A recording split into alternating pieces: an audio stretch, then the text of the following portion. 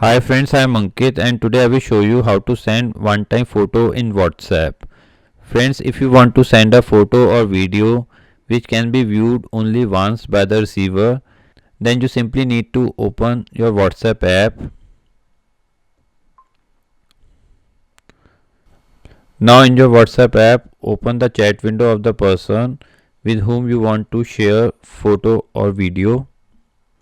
Now after opening chat window, press on this attachment icon. Now here press on gallery. Now here select photo or videos.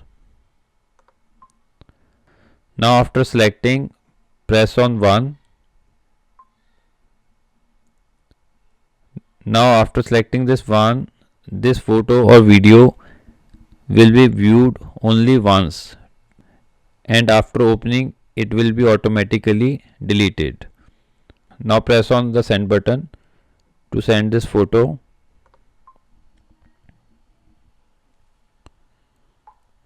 Now we have sent the photo which can be viewed only once. Now I will open the chat window of the receiver side. Now after closed, it will only show the photo was opened, but we cannot open it again. So friends, like this you can very easily send one time photo or video in WhatsApp. I hope you find this video useful.